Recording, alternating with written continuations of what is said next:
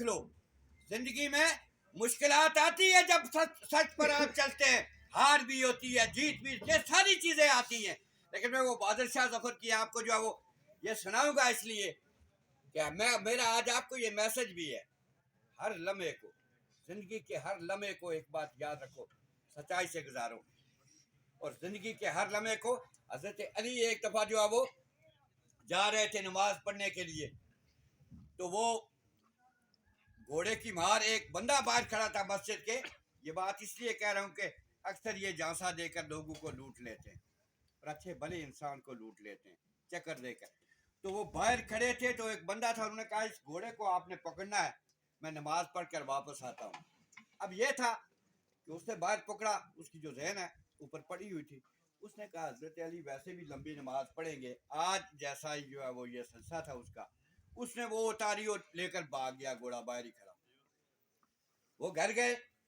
گھر جا کر اپنے غلام کو بھیجا کہ جا کر وہ ذہن لے کر چلا گیا، تو یہ 3 یا 5 تھے درم کہ یہ لے جاؤ، جا کر وہ لے کر آ جاؤ. وہ گیا دکاندار کے پاس اور وہی ذہن وہاں پر پڑی تھی، انہوں نے پیسے دیے، اتنے ہی پیسے دکاندار نے لیے کہ ابھی لیے تو یہ واپس چلیں، آپ جو وہ لے جائیں. تو وہ جب وہاں پر پہنچا تو حضرت علی نے یہ کہا تھا کہ آج اس کے مقدر میں یہ 3 میں نے بھی باہر نکل کر اس کو دے دینے تھے میں نے، لیکن اس نے لیے حرام خوری سے، یعنی اسے حلال کر کے نہیں لیا، لیا حرام کر کے.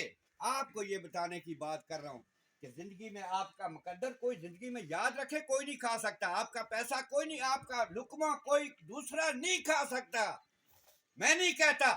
یہ رب کہتا ہے، واللہ خیر الرازقین، رزق دینے والی ذات جو ہے وہ رب کی ذات ہے، اور آپ کے ساتھ اور زندگی یہ دیکھیں نا، میدان محشر میں انصاف سے میدان محشر میں ہوگا اور رب کرے گا، رب سے بڑا انصاف والا کوئی نہیں.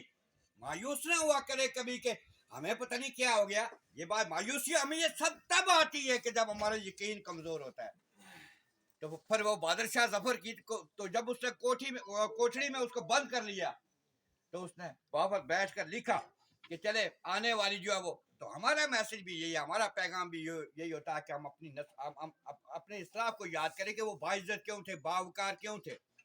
وہ اوپر کیوں تھے. ایک صدی ایسی بھی گزری، ہمارے پاس جو ہے وہ پرنسپل صاحب بیٹھے ہوئے قابل احترام، یہ سارے جو وہ ان کا جو وہ تعلق پوری زندگی ان سے ہم نے سیکھا ہے، اور یہ لوگ جو ہے وہ معاشرے کا ایک باعزت جو ہے وہ لوگ ہیں. ایک بات یہ یاد رکھیں